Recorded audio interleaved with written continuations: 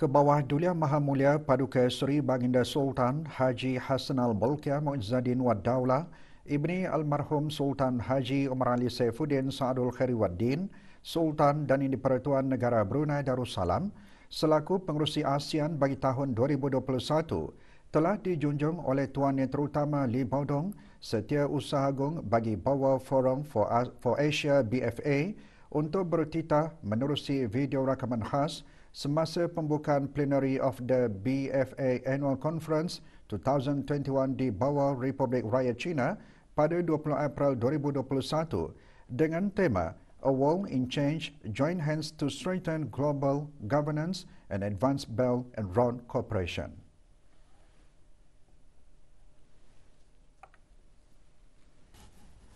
We also appreciate the active contribution by the dialogue partners and in particular the cooperation between ASEAN and China has indeed become stronger.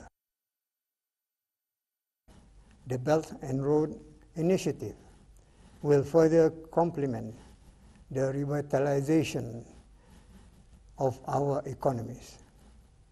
It is a significant project that will contribute to regional connectivity and further enhance the economic landscape.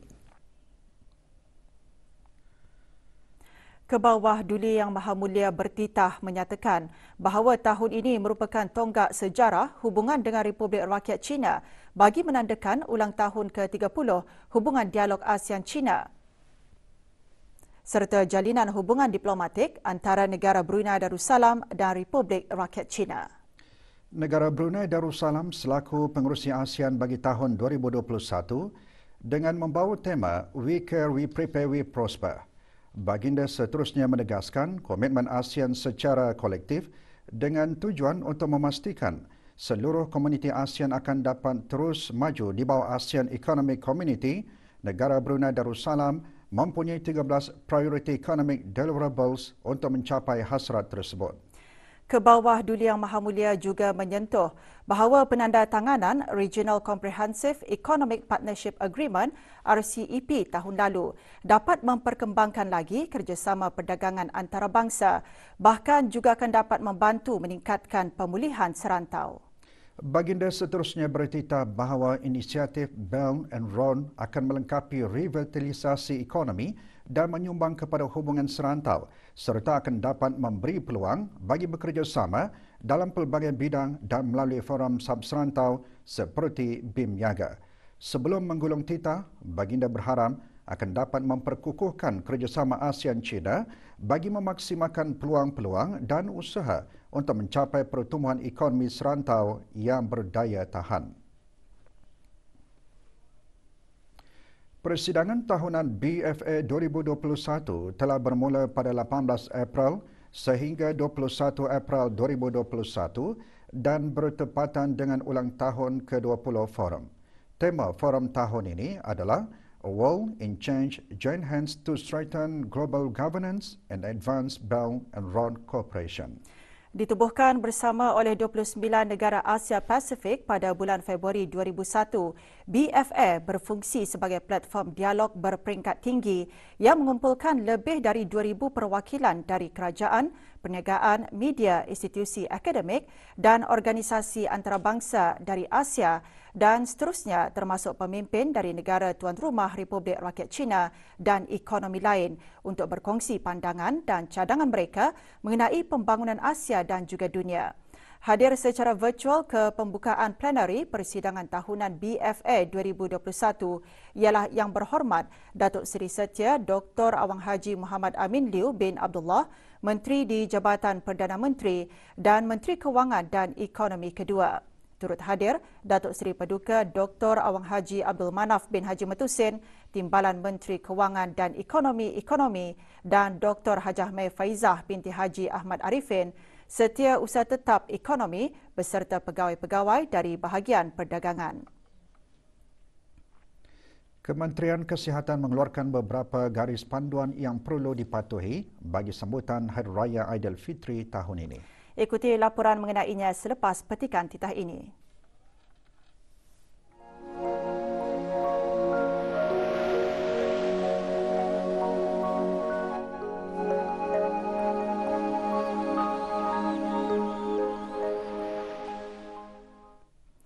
2 kes import baharu jangkitan COVID-19 dicatatkan hari ini, menjadikan jumlah keseluruhan kes 223. Kementerian Kesihatan dalam siaran akhbarnya mengenai situasi terkini jangkitan COVID-19 di negara Brunei Darussalam melaporkan kes 222 merupakan seorang lelaki berumur 48 tahun, manakala kes 223 adalah seorang lelaki berumur 46 tahun. Kedua-dua kes ini tiba ke negara ini dari Manila pada 7 April 2021. Penyiasatan dan pengesanan kontak mengesahkan tidak ada kontak terdekat bagi kedua-dua kes ini, memandangkan mereka telah dikuarantin sebaik saja tiba ke negara ini dan keseluruhan pengendalian perjalanan semasa ketibaan dan pengasingan diri mereka telah mengikut prosedur operasi standard SOP yang sedia ada. Kedua-dua kes tidak mempunyai sebarang tanda-tanda jangkitan. Sementara 10 kes aktif masih dirawat di Pusat Pengasingan Kebangsaan, manakala jumlah keseluruhan kes sembuh sebanyak 210. Kes terakhir jangkitan tempatan COVID-19 dilaporkan pada 6 Mei 2020, manakala jumlah kes impon sejak kes jangkitan terakhir tempatan dilaporkan sebanyak 82 kes. 563 orang sedang menjalani pengasingan diri mandatori. 16,909 orang menamatkan pengasingan diri mandatori sejak Mac 2020.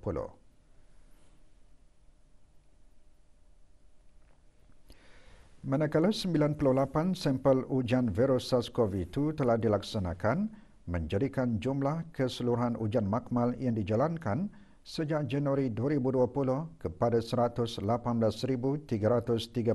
ujian. Maklumat lanjut dan perkembangan terkini, layari laman sesawang Kementerian Kesihatan dan hubungi talian Kesihatan 148. Walaupun situasi jangkitan COVID-19 di negara Brunei Darussalam pada masa ini dalam keadaan terkawal dan tidak ada jangkitan tempatan dilaporkan dalam masa hampir setahun, tetapi masih terdapat kekhawatiran terhadap jangkitan wabak COVID-19, memandangkan situasi COVID-19 di luar negara masih berterusan dan pelaksanaan program vaksinasi di negara ini masih berada di peringkat awal. Negara Brunei Darussalam masih perlu meneruskan langkah berjaga-jaga dengan mematuhi garis panduan dan peraturan-peraturan yang telah dikeluarkan pada waktu pandemik ini. Mengambil kira situasi semasa COVID-19 dan negara Brunei Darussalam sedang berada pada tahap 5 di Escalation Plan, tahun ini, sambutan Hari Raya Aidilfitri boleh diraikan dengan mengadakan acara persendirian sahaja, iaitu menjemput ahli keluarga dan rakan rapat sahaja dengan mematuhi garis panduan seperti berikut. Acara persendirian di rumah adalah disarankan untuk diadakan secara berjadual bagi mengelakkan kesesakan pada satu-satu masa mengikut kesesuaian keluasan rumah berkenaan. Bagi keluarga yang besar yang mempunyai ruang rumah yang terhad yang ingin mengadakan acara persendirian adalah dinasihatkan untuk mengadakan acara tersebut di Dewan dengan mematuhi garis panduan yang sedia ada, termasuk had keramaian perkumpulan ramai yang berkuat kuasa pada masa ini dan mengimbas kod QR semasa masuk ke dalam Dewan. Sesiapa yang mempunyai tanda-tanda jangkitan atau merasa tidak sihat adalah ditegah untuk menziarahi ataupun diziarahi oleh keluarga terdekat. Amalan bersalaman dengan berjabat tangan dan berpelukan tidak digalakkan, memadai dengan memberikan isyarat salam dengan meletakkan tangan di atas dada, memberikan senyuman atau menganggukkan kepala sebagai tanda hormat dan salam. Elakkan sedaya upaya dari menyentuh atau membuat kontak fizikal dengan orang lain. Pastikan kebersihan diri dan persekitaran sentiasa bersih dan terjaga, terutama sekali kebersihan tangan. Amalkan etika batuk dan bersin yang betul pada setiap masa dan elakkan daripada berkongsi peralatan makan dan minum seperti sudu, garpu, piring dan cawan. Bersempena dengan Hari Al-Azhar Al-Sharif sedunia, Rabitah Antarabangsa Alumni Al-Azhar Al-Sharif Brunei Darussalam lewat petang kemarin mengadakan majlis doa kesyukuran. Majlis berlangsung di Sekolah Arab Rimba. Hadir yang berhormat Pihin Udana Khatim, Dato' Paduka Seri Setia Ustaz Haji Awang Badaruddin, bin Pengarah Dato' Peruka Haji Osman, Menteri Hal Ehwal Ugama. Juga hadir Dato' Seri Setia Haji Awang Abdul Aziz bin Orangkai Maharaja Lela Haji Yusof, Rais Rabitah Antarabangsa Alumni Al-Azhar Brunei Darussalam. Majlis dimulakan dengan bacaan surah Al-Fatihah, tahlil dan doa kesyukuran. Majlis diselajurkan dengan penyampaian sumbangan khairan Azhari kepada para penerima sumbangan yang terdiri daripada ibu tunggal dan anak-anak yatim dalam kalangan alumni Al-Azhar. Sumbangan tersebut diharap dapat membantu meringankan keluarga-keluarga berkenaan dalam menyediakan keperluan di bulan Ramadan dan bagi menyambut Aidilfitri.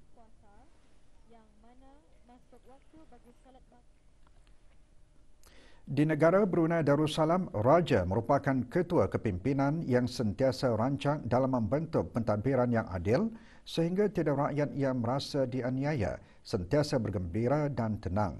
Agama Islam pula sentiasa diletakkan paling atas dalam pentadbiran. Itulah kunci kepada kejayaan sebuah negara Islam.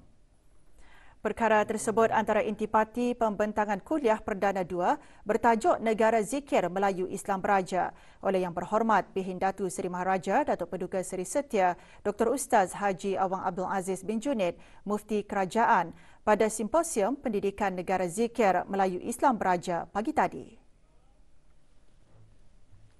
Yang Berhormat menjelaskan ciri-ciri negara zikir di negara ini yang dapat dilihat dan dinilai dari bagaimana ia diurus atau ditadbir. Seluruh rakyat, jelas Yang Berhormat, juga perlu menanai nilai, mengukuh dan meneguhkan landasan Melayu Islam Beraja, termasuk mengukuhkan bahasa kerana disitulah kekuatan Melayu. Satu bangsa itu ingin maju dan hebat, maka bahasanya mesti berdaulat. Bahasanya mesti berdaulat. Kalau bahasa tidak berdaulat, dia tidak akan maju dan dia tidak akan hebat. Berpegang teguhlah kamu sekalian kepada tali Allah agama Islam dan jangan kamu bercerai-berai, berpecah belah. Dan konsep ini telah pun kita abadikan sebagai pepatah kita sendiri, bersatu teguh, bercerai rubuh. Simposium Pendidikan Negara Zikir Melayu Islam Beraja, anjuran bersama Kolej Universiti Perguruan Ugama Seri Begawan dan Pejabat Sekretariat Majlis Tertinggi Melayu Islam Beraja Negara Brunei Darussalam edisi 2 diadakan di Kolej Universiti Perguruan Ugama Seri Begawan Kupu SB. Juga hadir timbalan-timbalan menteri dari Kementerian Kewangan dan Ekonomi dan Kementerian Hal Ehwal Ugama. Penerbangan Diraja Brunei RB lewat petang kemarin juga mengadakan majlis penyampaian derma kepada 43 orang anak yatim dan 17 orang berkeperluan khas. Majlis berlangsung di lapangan terbang antarabangsa Brunei.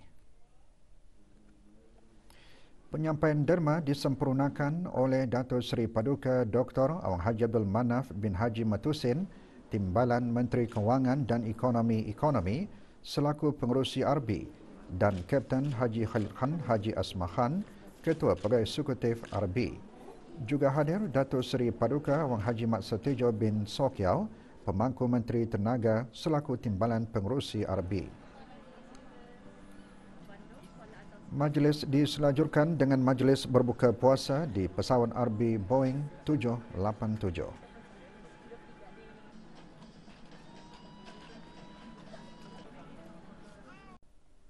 Negara Brunei Darussalam sebagai pengerusi mesyuaran Pegawai-Pegawai Kanan ASEAN mengenai jenayah rentas sempadan SOMTC bagi tahun 2021 akan sentiasa memberi dukungan padu kepada usaha-usaha serantau dan antarabangsa ke arah membanteras jenayah pemerdagangan orang.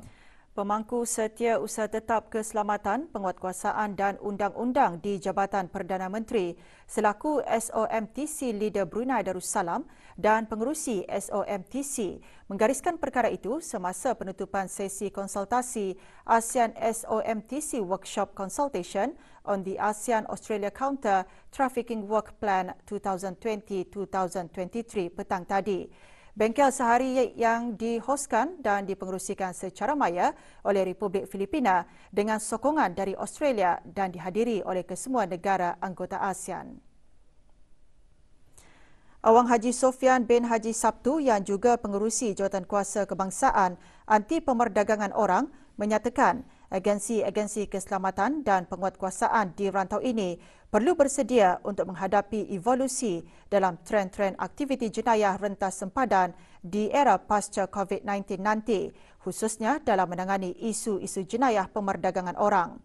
Jelasnya adalah penting bagi SOMTC untuk menerapkan hasil-hasil pengalaman yang diraih semasa musim pandemik COVID-19 ke dalam perancangan dan plan-plan tindakan serantau seperti ASEAN Australia Counter Trafficking Work Plan 2020-2023 dan SOMTC Work Program yang sedang direview semasa tempoh negara Brunei Darussalam menjadi pengerusi SOMTC. Bengkel konsultasi tersebut merupakan satu platform bagi negara-negara ASEAN untuk membincangkan status perancangan di bawah ASEAN Australia Counter Trafficking Work Plan 2020-2023 yang bertujuan mendukung pelaksanaan ASEAN Convention Against Trafficking in Persons. Negara-negara anggota ASEAN turut mengongsikan pengalaman masing-masing dalam menangani perubahan-perubahan dalam trend jenayah pemerdagangan orang di rantau ini semasa musim pandemik COVID-19. Para peserta bengkel juga membincangkan dan meneroka cadangan bagi perancangan aktiviti-aktiviti di bawah ASEAN Australia Counter Trafficking Work Plan 2020-2023. Delegasi negara Brunei Darussalam ke bengkel konsultasi tersebut terdiri daripada pegawai-pegawai kanan Jabatan Perdana Menteri dan agensi-agensi di bawah Jawatankuasa Kebangsaan Anti Pemerdagangan Orang. Sesi konsultasi tersebut berlangsung di Pusat Persidangan Antarabangsa Brakas. Jabatan Daerah Belait dan Pejabat Hal Ehwal Ugama Daerah Belait petang kemarin mengadakan Majlis Tadarus Al-Quran. Majlis diadakan di Masjid Pekan Seriah.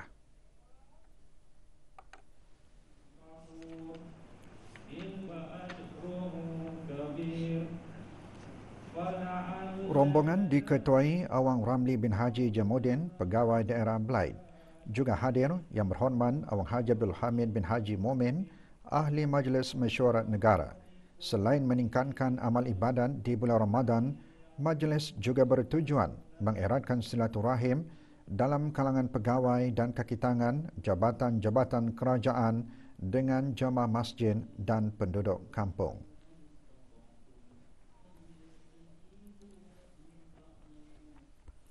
Seorang lelaki tempatan berusia 33 tahun ditahan bagi siasatan lanjut kerana dipercayai membawa barang-barang tegahan yang menyalahi undang-undang di negara ini. Penahanan lelaki terbabit dilakukan semasa anggota polis Bangar, pasukan polis di Raja Brunei, menjalankan rondaan di kawasan Jalan Labu, Kampung Negalang, daerah Temburong. Hasil pemeriksaan, suspek didapati membawa 30 kotak daging beku jenama Alana seberat 20 kg sekotak dan 64 pasu kecil berisi pelbagai pokok bunga dan tumbuhan yang dipercayai dibawa masuk ke negara ini tanpa ada sebarang kebenaran dan permit yang sah.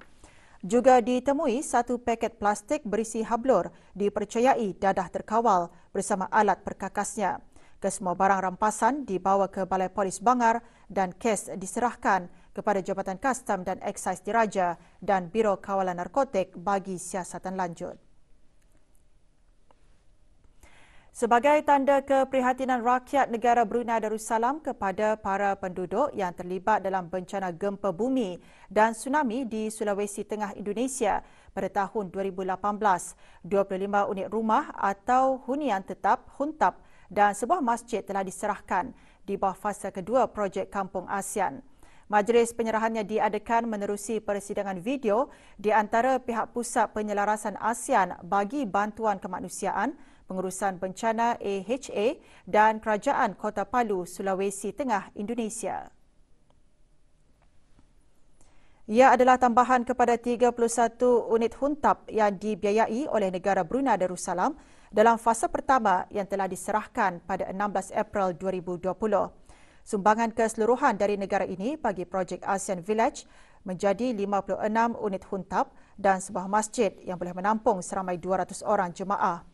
Projek pembinaan ASEAN Village tersebut dibiayai bersama oleh negara Brunei Darussalam, Republik Filipina dan Australia. Secara keseluruhannya, tabung kemanusiaan bencana Sulawesi negara Brunei Darussalam yang telah dibukakan kepada orang ramai dari Oktober 2018 hingga Januari 2019 telah mengutip sejumlah RM545,955.61. Dana ini telah disalurkan dalam 2 fasa kepada pihak AHA Center bagi projek ASEAN Village.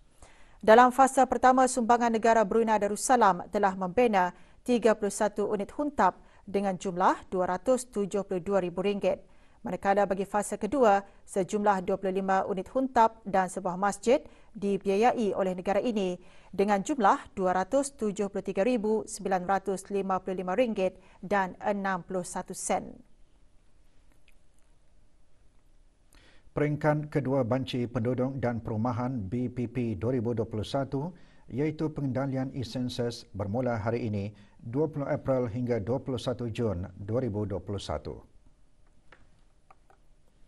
Sistem e-sensus akan dapat diakses melalui portal BPP 2021 di www.brucensus.gov.bn. Ia bagi memudahkan orang ramai untuk mengisi maklumat masing-masing secara dalam talian. Sistem e-sensus tersebut mengandungi soalan-soalan yang berkaitan dengan ciri-ciri perumahan dan demografi bagi setiap ahli keluarga isi rumah, termasuk soalan mengenai pendidikan, pekerjaan, kesihatan dan juga aktiviti riadah. Ketua keluarga isi rumah yang telah memilih untuk menggunakan kaedah e-sensus akan menerima pesanan ringkas SMS melalui nombor telefon bimbit dan email masing-masing. Ketua keluarga isi rumah hendaklah membuat pendaftaran terlebih dahulu ke dalam sistem berkenaan dengan menggunakan kod akses yang telah diberikan semasa peringkat pertama BPP 2021 dan nombor kad pengenalan masing-masing. Pengesahan alamat email dan nombor telefon bimbit juga akan dibuat sebelum kod laluan atau one-time password OTP dikirim melalui SMS. Setelah selesai proses pendaftaran, pengisian maklumat BPP 2021 secara dalam talian akan dimulakan. Bagi sebarang pertanyaan mengenai BPP 2021, khususnya sistem e-sensus, hubungi JPES seperti yang tertera. Meja bantuan helpdesk juga disediakan di Ibu Pejabat JPES, Jalan Ong Sumping, Bandar Seri Begawan. Pasukan Polis Diraja Brunei meminta kerjasama dan bantuan orang ramai bagi menjejaki 6 orang pekerja lelaki warga negara Bangladesh yang dipercayai lari dari majikan. Keenam orang pekerja itu ialah Alam Gira Dewan, 41 tahun, Muhammad Ariful Islam, 35 tahun, Bilal Hussein, 51 tahun, Omar Farouk Kesih, 32 tahun, Muhammad Mamun Or Rashid, 37 tahun dan Firuz, 28 tahun. Sesiapa yang mengetahui keberadaan mereka diminta menghubungi Balai Polis Pusat Bandar Seri Begawan melalui telefon 224-2334 atau talian kecemasan polis 993 atau balai-balai polis yang berdekatan.